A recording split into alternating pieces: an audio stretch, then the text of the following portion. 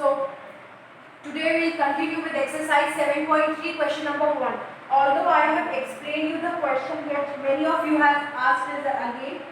So I am taking question number 1. Part A of this question is not there in your syllabus, so we will continue with part B. Okay. Part B में in front of you there are what? Beta, nobody will speak in between. Please mute yourself, else I will leave the class. Okay.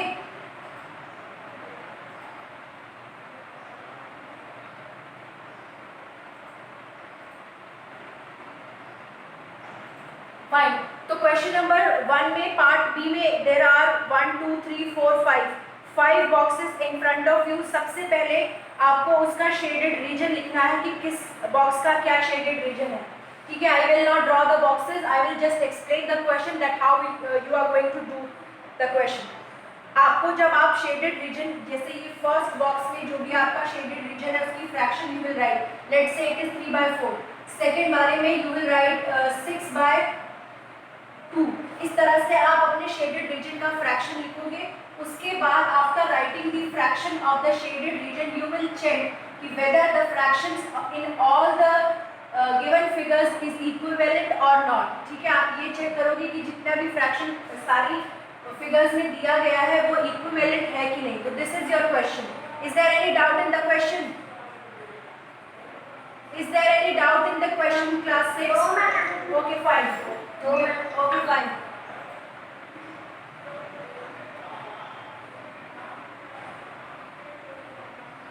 Fine. चलो, let's continue with the second question. Second question में क्या करना है? In question number 2,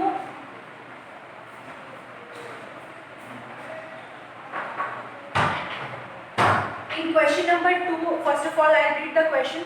Right, you have to write the fraction and pair up the equivalent fraction from each row. आपको दो रोज दी गई हैं. एक रो आपकी A, B, C, D और E. ये दो रोज आपको दी है. दूसरी रो में आपका क्या है? 1 2 3 4 और 5. ये आपको दो रोज दी गई है. सबसे पहले you have to write the fractions. जैसे A की फ्रैक्शन है 1/2. मैं डायग्राम ड्रॉ नहीं कर रही हूँ, आई एम डायरेक्टली राइटिंग की फ्रैक्शन. A की फ्रैक्शन है 1/2. B की फ्रैक्शन है 4/6 है ना. C की फ्रैक्शन है इज 3/9. D की फ्रैक्शन इज 2/8 एंड E की फ्रैक्शन इज 3/4. ठीक है. उसके बाद 1 की फ्रैक्शन यहाँ पे है 6/18. 2 की फ्रैक्शन है 4/8. I am talking about figure 2 and figure 3, figure 4. So don't get confused कि मैंने 2 की फ्रैक्शन 4/8 कैसे लिखी. Then you have 3 की फ्रैक्शन is 12/16.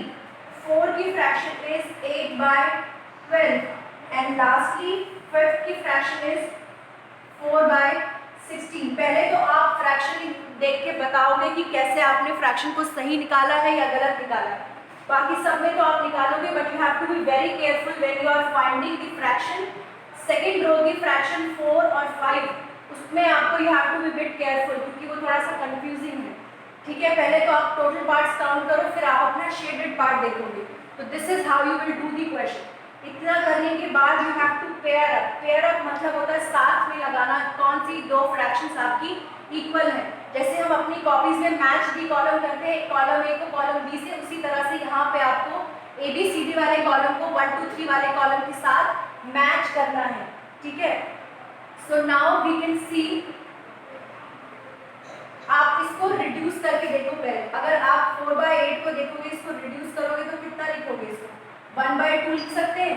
4 और 2 को कॉमन फैक्टर आप कितना होगा? 4 और 2 का कॉमन फैक्टर होगा 2. ठीक है. 4 और 2 का कॉमन फैक्टर है 2. जब आप कॉमन फैक्टर से डिवाइड करोगे तो 4 2 टाइम्स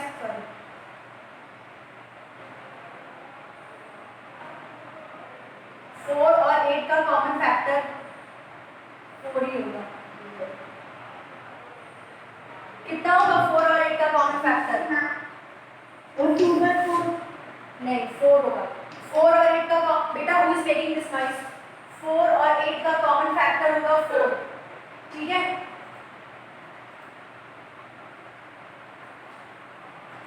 जब आप कॉमन फैक्टर से हाईएस्ट कॉमन फैक्टर से डिवाइड करोगे रिड्यूस करने के लिए तो आप 1/2 लिखोगे। इसी तरह से 12/16 का कॉमन फैक्टर आप फाइंड करोगे, इसको रिड्यूस करके कैसे लिखोगे 3/4। 8/12 का कॉमन फैक्टर फाइंड करोगे, इसको रिड्यूस करके लिखोगे आप 2/3। 4/16 का कॉमन फैक्टर देखोगे, फिर उसको रिड्यूस करोगे, इट विल बिकम 1/4। तो ये जो 1/2 है और ये 3/4 है, 2/3 है, 1/4 है, ये आपकी क्या है, ये रिड्यूस फ्रैक्शन है। अब आपको क्या करना है, अब आपको कॉलम ए, लेट्स सपोज ये एबीसीडी वाली रो आपकी कॉलम ए है और ये नीचे वाली रो जो है वो आपकी कॉलम बी है। अब आपको दोनों रोज की दोनों कॉलम्स को मैच करके देखना है कि 1/2 कहाँ पे मैच हो रहा है। क्लियरली आप देख सकते हो जो ए है वो 2 से मैच हो रही है, ए जो है वो 2 से मैच होगी, दोनों में फ्रैक्शन कितनी है 1/2 1/2, ठीक है। यहाँ पे भी 1/2 है, यहाँ पे भी 1/2 है, इसी तरह की मैचिंग आपको करनी है। फिर बी में कितना है, इसको भी आप रिड्यूस करके लिख सकते हो 2/3। हमेशा फ्रैक्शन को रिड्यूस करके लिखना है, मैंने रिड्यूस करने का तरीका बताया है सबको। यहाँ पे जो बी है वो देख सकते हो आपकी 4 से मैच हो रहा है, तो बी जो है वो किससे मैच होगा, बी जो है वो 4 से मैच होगा, ठीक है। नाउ सी पार्ट में आप सी को रिड्यूस करके कैसे लिख सकते हो, 3 1 जा 3, 3 3 जा 9, रिड्यूस करके 1/3 लिख सकते हो। और यहाँ पे इसको रिड्यूस करके 1/3 लिख सकते हो। 3 वाला जो है, सी वाला पार्ट जो है वो किससे मैच हो रहा है, सी वाला पार्ट जो है वो 1 से मैच हो रहा है, ठीक है। उसके बाद डी पार्ट को भी आप रिड्यूस करके लिख सकते हो 1/4। 1/4 किससे मैच हो रहा है, 1/4 इस फिफ्थ पार्ट से मैच हो रहा है। तो आपका जो ये डी पार्ट है it is matching with fifth part, और लास्ट में जो बच गया है E part it is matching with part 3, ठीक है। थोड़ी सी कंफ्यूजन लग रही होगी, लेकिन जब आप खुद से क्वेश्चन को सॉल्व करोगे you will get to know how to do the question. मैं फिर से एक्सप्लेन कर देती हूँ। क्वेश्चन नंबर 2 में आपको 2 रोज दी गई है, रो ए और रो बी, उसको समझ सकते हैं। ABCD वाली एक रो है, एक 1 2 3 वाली रो है। सबसे पहले तो आपको फिगर को देख के फ्रैक्शंस को लिखना है, ठीक है, that you will do correctly. फिर जब आपने फ्रैक्शन लिखी है तो मेक श्योर कि आप उसको रिड्यूस्ड फॉर्म में लिखो। रिड्यूस फॉर्म में कैसे लिखेंगे, आप डिनोमिनेटर और न्यूमरेटर का HCF फाइंड करोगे, ठीक है, डिनोमिनेटर और न्यूमरेटर का HCF फाइंड करोगे, फिर उस HCF से सबको डिवाइड करोगे, तब आपकी फ्रैक्शन रिड्यूस फॉर्म में आएगी। अब आपको रोज ए और रो बी में से मैच करके देखना है कि क्या ऐसा दोनों में कॉमन है जो मैच हो रहा है, ठीक है, समझ में आया। Is that okay class 6? किसी को कोई डाउट है इसमें? ओके मैम, चलो ठीक है, म्यूट योरसेल्फ एवरीवन।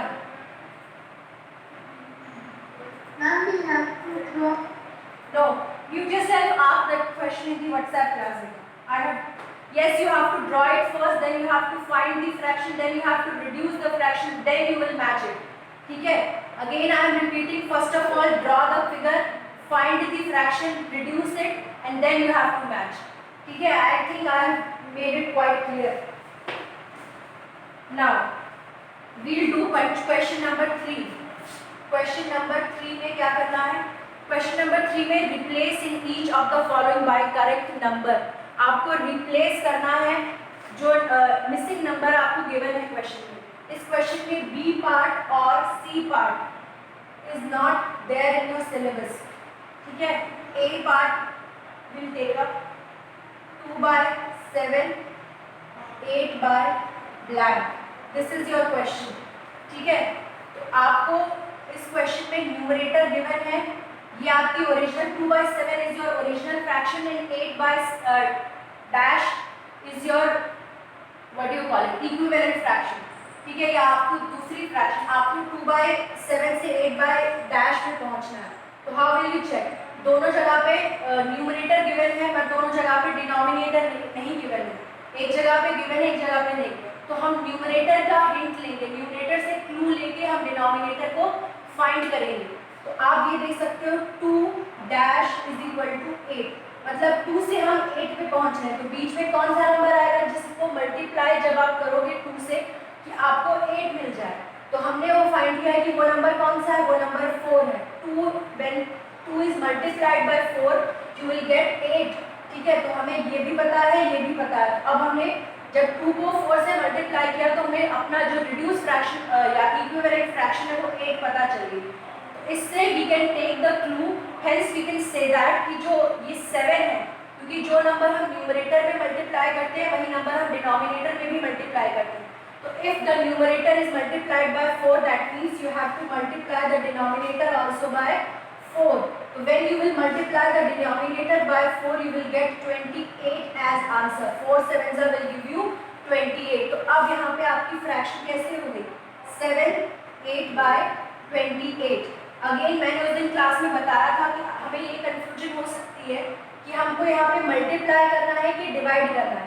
तो उस कंफ्यूजन को हम कैसे दूर करेंगे, मैंने बताया था कि अगर आप कम से ज़्यादा की तरफ जाते हो, मतलब 2 कम है 8 से, then you have to multiply. अगर इसका उल्टा होता, अगर 8 इस तरफ लिखा होता और 2 इस तरफ लिखा होता तो आपको डिवाइड करना होता। जब भी हम छोटे नंबर से बड़े नंबर की तरफ जाएंगे तो विल ऑलवेज मल्टीप्लाई, और जब भी हम बड़े नंबर से छोटे नंबर की तरफ आएंगे will always divide the fraction.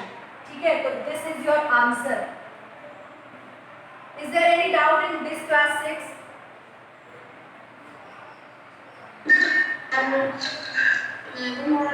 Is there any doubt? Chalo. Now we'll take the another part. Yes. Yes, बेटा speak up. बेटा आगे भी बोलो. Excuse me, ma'am. Yes, बेटा speak up.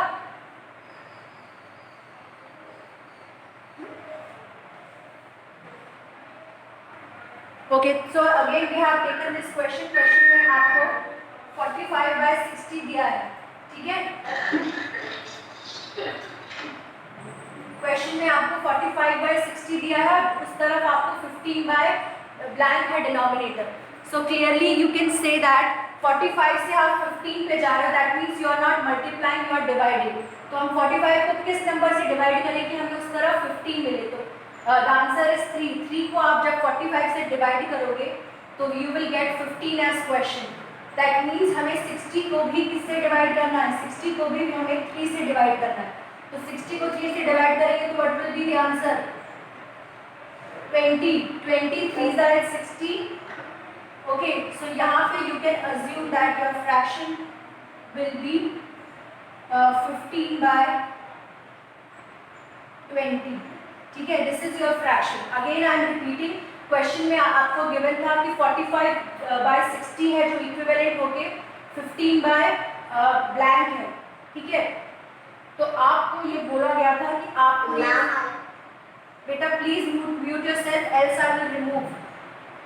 ठीक है, तो आप ये देख सकते हो कि न्यूमरेटर में 45 से आप 15 पे जा रहे हैं, यानी आप बड़े से छोटे की तरफ जा रहे हैं। That means you have to divide. Divide करें, कैसे डिवाइड करेंगे, किस नंबर से हम डिवाइड करें कि हमें क्वेश्चन जो है वो 15 मिले? तो हमने ये पता किया कि वो नंबर है 3। तो अगर आपने ऊपर 3 से डिवाइड किया दैट मीन्स आपको नीचे भी 3 से डिवाइड करना है। तो when you will divide 60 by 3, ठीक है, आपको आंसर मिलेगा 20। तो this is how you will do the question. उसके बाद अगर किसी को डाउट है कि मैंने क्वेश्चन सही किया है या नहीं किया तो वो एक क्रॉस चेक करने का भी तरीका मैंने बताया था।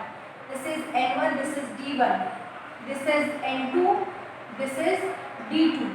क्रॉस मल्टीप्लिकेशन बताई कि N1 को किससे मल्टीप्लाई करेंगे, D1 से कि D2 से? D2 से। Very good. D2 और N2 को किससे मल्टीप्लाई करेंगे, D1 से कि D2 से? Very good. तो N1 यहाँ पे कितना है? N1 कितना है? D2 कितना है? D2 कितना है? Very good. N2 कितना है? और D1 कितना है?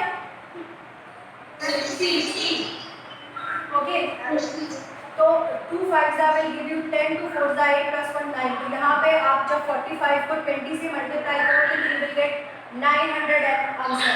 15 6 90 होता और ये 900 आएगा. दोनों साइड पे आपको 900 मिला. दिस हमने सिर्फ चेक करने के लिए किया है. ये आपका प्रोसेस में नहीं आएगा, बट अगर आपको चेक करना है कि आपने सही आंसर निकाला है कि नहीं, तो this is the method how you can check. दोनों साइड आपको सेम वैल्यू मिल रही है 900. That means your equivalent fraction is correct. ठीक है. उसके बाद क्वेश्चन नंबर जो ई पार्ट है, I guess it is E part is your homework. E part is your homework. Question number 3 का E part on page number 147 is your homework. In the evening you will submit your homework at 6 p.m. ठीक है. So this was your question.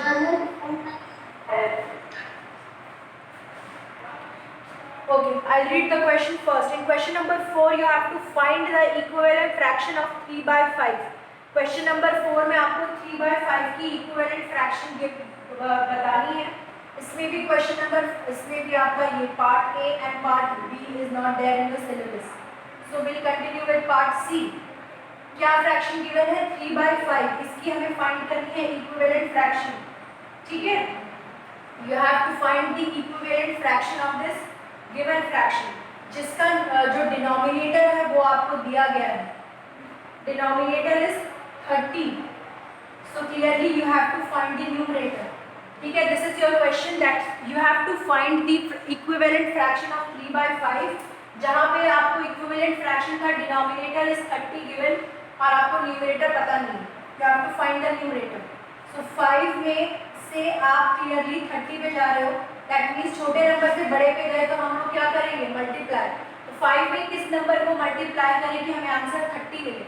तो answer is 6. 5 6 का will give you 30. तो जब आपने नीचे 6 से मल्टीप्लाई किया है तो आप न्यूमरेटर में भी 6 से मल्टीप्लाई करोगे.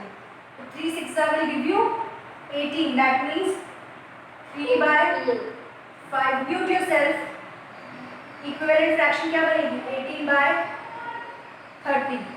This is your equivalent fraction and this is how you will solve the question. ठीक है. क्वेश्चन में 3 by 5 की आपको इक्विवेलेंट फ्रैक्शन बतानी थी. उसमें आपको इक्विवेलेंट फ्रैक्शन का डिनोमिनेटर 30 गिवन था. तो वहाँ से आपको क्लू लेना है कि हम न्यूमरेटर में क्या मल्टीप्लाई करें या क्या डिवाइड करें. ठीक है. तो क्लियरली हम 5 से 30 पे गए, छोटे से बड़े पे गए. तो हमारा जो एक नंबर हमें ढूंढना है कि जिसको 5 से मल्टीप्लाई करने पे आपको 30 मिलेगा. तो clearly 5 6 will give you 30. If you have multiplied 6 in the denominator, that means you have to multiply 6 in the numerator as well.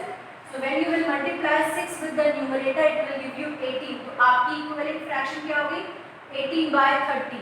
Question number D. इसका क्वेश्चन नंबर डी जो है that is your homework. Right your homework right now, नहीं तो भूल जाओगे. ठीक है. ये आपका क्वेश्चन हो गया. क्वेश्चन नंबर 5 भी सिमिलर है, उसको भी आप कर सकते हो. उसमें भी आपकी इक्विवेलेंट फ्रैक्शन है 36 by 48. ठीक है. 36 by 48. इसका न्यूमरेटर 9 दिया है. डिनोमिनेटर्स अगेन उसी मेथड से आपको फाइंड करना है. ए पार्ट का, बी पार्ट का 36 by 48 is the fraction. Denominator is 4. Numerator आपको फाइंड करना है. ठीक है. तो 36 में आप क्या डिवाइड करोगे कि आप 9 पे पहुंचोगे. यहाँ 48 पे क्या डिवाइड करोगे कि 4 पे पहुंचोगे. This is a puzzle sort of question. Do it yourself. ये क्वेश्चन नंबर 5 भी आपका होमवर्क है. जिसको नहीं आएगा मैं इवनिंग में आप मुझसे पूछ सकते हो, मैं आपको तुरंत बता दूंगी. But try to do it yourself first. ठीक है. हो जाएगा ये. Okay fine. So will meet in. ठीक है. Do send your homework at 6 in the evening. Thank you everyone.